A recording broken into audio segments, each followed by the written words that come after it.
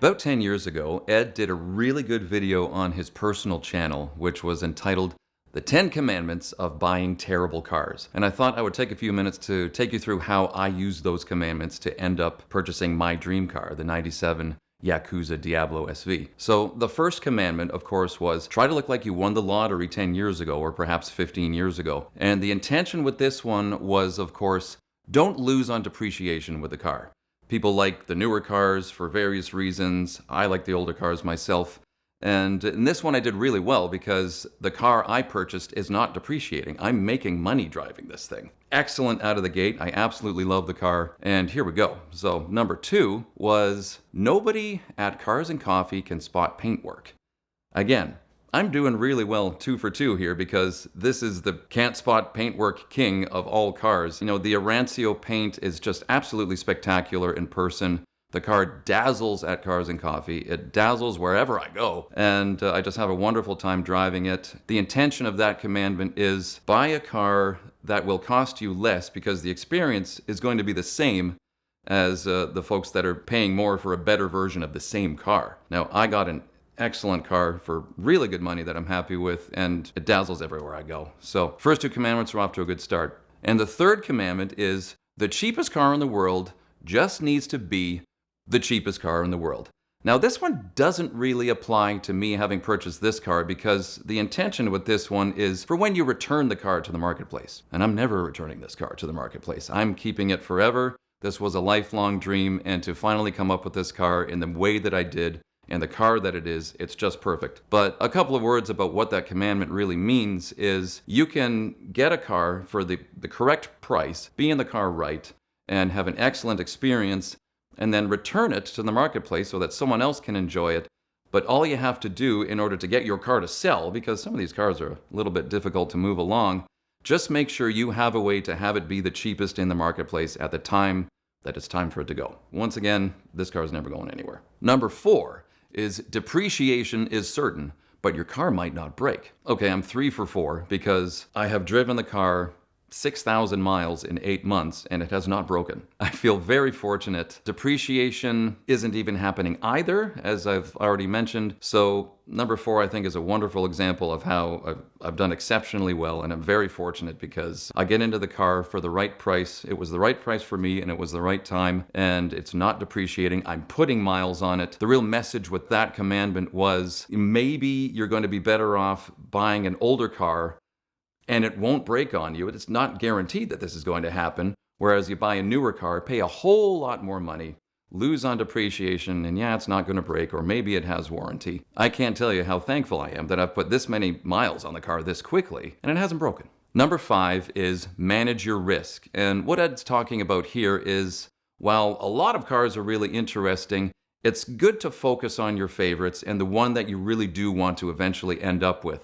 So you study the marketplace, you watch the car in the market over a period of years, which I did with the Diablo, and you read forums, and you read posts, and you read about what owners go through while they own the car. And a couple of things that I picked up about the Diablo specifically, because I knew that was going to be the one for me. The Diablo earlier generations have bad timing chain tensioners. And I knew a couple of cars that I was looking at before Ed's car became available that if it's a 91, 92 car I'm looking at, I have to talk to the owner about the chain tensioners. Have these been done? Is there a service history? So don't get lost in this car is cool, that car looks awesome, I'm not sure which one I want. Focus on the car, so that way you're managing your risk and you know what you're buying, you know the price you should be paying. What does condition matter? What does mileage matter? You know for your car. I think I did an excellent job with number 5 because I have been studying the Diablo market ever since the car came out. And I read all those forum posts and I know what to look for. I knew what I was buying and I'm having just a great time with it. Number 6 is every mile costs less than the one before it. So it costs you a lot of money to go from 0 to 5,000 miles in an exotic car. And it doesn't cost you, relatively speaking, nearly as much to go from 46,400, which is the mileage when I got the car, up to $53,000. So I am luckily in an appreciating market with the car. I'm not taking that initial hit of starting up the keys. I just got the license plates put on and leave the dealership and I'm down how much. Bless the people who do that, but that's not for me. I feel, again, fortunate that I've got this many miles into the car and I'm not losing money on it. Number 7 is car issues matter less tomorrow than they do today. So Ed spoke about how if you crashed your car today, that's a big deal today, and it's going to be a big deal tomorrow. But really, it might not be a big deal in 10 years after you've gotten it fixed, you've driven it a bunch more miles, you've gone to a bunch more cars and coffees, and you've demonstrated that the car is good again. So with this specific car, the Diablo SV that I purchased, I would say there was a significant event the day it arrived in America, as Ed brought it over from Japan, because it showed up with 0 documentation. Ed took a flyer and the car ran and drove when he got it. Needed a couple of little things and bits and pieces, but he was successful with it. And now, as I say, it's been a couple of years. The car has seen over 10,000 kilometers of use since I got it. So from that day that it arrived at the port, no documentation, a completely untested, unknown commodity, to today that it is a beautiful looking, running and driving showstopper. So that's the way it's going to stay for a while. And in a couple of years, it's still going to be excellent. I'm going to keep it maintained. And the more and more distance we get from that day that it arrived at the port, the better off we're going to be. Number 8 was supply and demand works for bad cars too. I guess for as much as I love the thing, technically it's a bad car. It has all this unknown history and it's far from original and it's got a whole lot of miles on it, a lot of fun miles.